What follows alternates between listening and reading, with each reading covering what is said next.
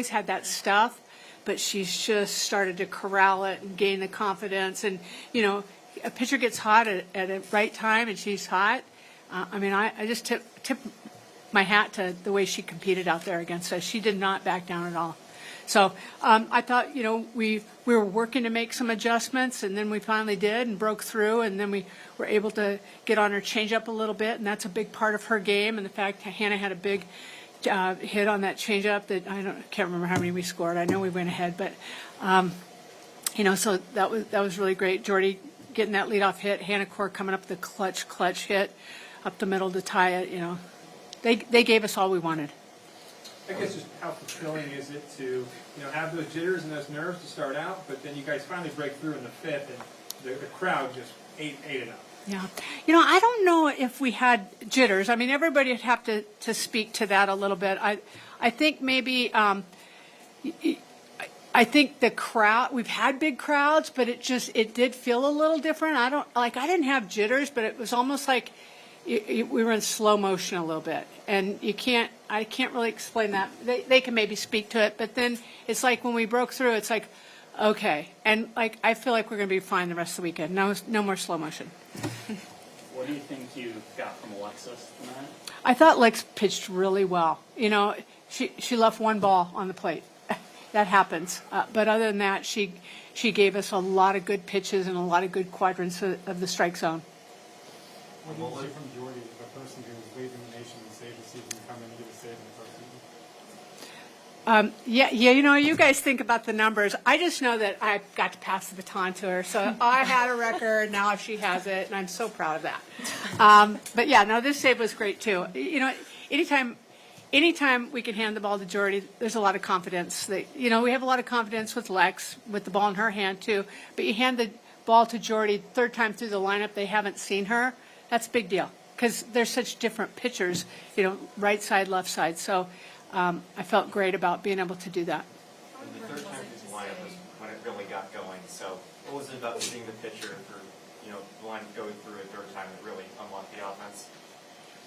Well, I think they could probably speak to that better than I can, and I'll let them when it's time. But every time you can see a pitcher, you're just building on your at-bats. Good hitters build on their at-bats, right? And so that's what they were doing, and they'll talk to you about that. Amy? Yeah. Look, I'm gonna get bossy here. That's fine. It's your press conference. How important was it to stay even, and especially in the fourth, moving into the fifth after the That was part of our post game. Is that I felt like we stayed even. We got a little wobbly, and Hannah actually addressed the team about that, and I thought she was appropriate and right on. But we didn't break. We didn't break, and I thought that was really important, especially given the gravity of this game. Absolutely. You talk a lot about just staying present in the moment. Did you find yourself doing that, at least in this first game, especially hosting a regional here? So if I'm being honest, I had to work. And I think it's important that a coach is honest and a veteran coach is honest.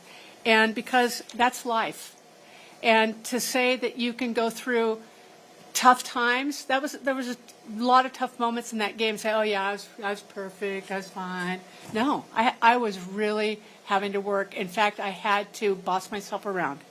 I was talking to myself, and then I was listening to myself, and then I had to get bossy with myself. When I got bossy with myself, we scored. So which happens first? I don't know. But here's what I'm going to tell you. On a team, everybody's energy counts, including mine. So when Hannah went for third there in the fifth inning, were you trying to hold them up at all, or was it just let them rip? No, that's totally their read. That is totally their read. Absolutely. And I agreed with both of them. Mm-hmm. Questions for players? So Hannah, you for the second weekend in a row, you found the left field corner on a deep ball again. Are you just seeing that as an outside pitch that you're just going with? Yeah, she was kind of hitting outside corner all game on the lefties a little bit, so just doing whatever I could to get a ball somewhere that was going to move Hannah to second, whether it was in the air, on the ground, just doing what I could to get her to second. For either of you, just what did it take? What did you figure out against Evans in that fifth inning? I guess we've had a couple games like that now where it takes our bats a little while, and something that we talked about was in every game that we've had like that, it finally came down to us just coming together as a team and being like, okay, we are just getting out of ourselves. We just need to be ourselves, keep everything simple, and go play Nebraska softball. And so I think just taking that deep breath and being like, okay, we are in a lot more control of the outcome here than what we think, and keeping it simple and doing our thing. It's really just what it's come down to. I know numbers aren't really big with you, Jordy, but beginning of the year, did you look, like, not necessarily the focus on the number of saves, did you see yourself where you're going to be coming in late often as a role? No, I mean, we didn't really know how me and Lex were going to work together. It's really just, especially early in the year, was an on-the-fly thing that we were working through. So I had no idea that's how it was going to work out, but it's been really fun splitting games with her. Jordy, your college career, you're playing some massive environments. What was it like playing today inside Bowlin Stadium? It was incredible. Just to hear how loud the stadium got in certain moments, just to walk out before our game even started and see the place full. Really cool. I don't know if I've ever felt it like that or seen it like that. And it was only the first day of postseason. We have a lot more of that ahead. So just very thankful for all the fans that came out, especially just so early, and kept the energy throughout the entire last out of our game. They were there for a long time. So, yeah, they're truly the best, and it's so fun to play in front of them. For either Coach. of you, just as I asked Rhonda, just what goes into staying even when something goes bad? I think a lot of it is just staying in the exact pitch that's coming, not worrying about what's happened before or what we need to do to score. It's just staying in the pitch, and that's really all you can do. I think we could kind of feel it coming. We were just missing a little bit, and that's kind of what we kept telling ourselves, is just stick with it. I think the minute you let the worry creep in, that's kind of when you get in trouble. So just staying in the moment and just figuring out what you can do, whether it's on defense and not worrying about the next thing. Similar note, what does that do for just like the collective mood when you get that one across? Is it a sense of relief, like Coach said, or what does that look like from your guys' perspective? I think maybe a little bit, but I feel like we weren't really looking for like a sense of relief, just trying to stick with what we were doing the whole game. But yeah, it felt good to tie the game. It took us a little bit, but yeah, I think just sticking with the plan the whole game and just not letting that waver whether we were seeing success or not. You know, it felt good to tie the game, but it sounded really good when we tied the game. Wow. So this is the second weekend out of 3 where you had to play the comeback kid role. You had to do it at Penn State down late. Is it a kind of thing where you're excited that you're calm, you can get back into it, or is it, can we get the bats going earlier?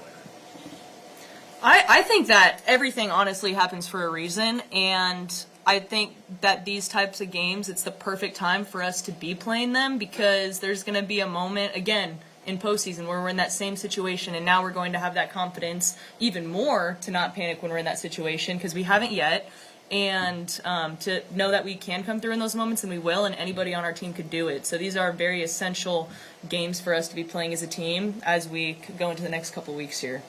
It's a very hot day out there.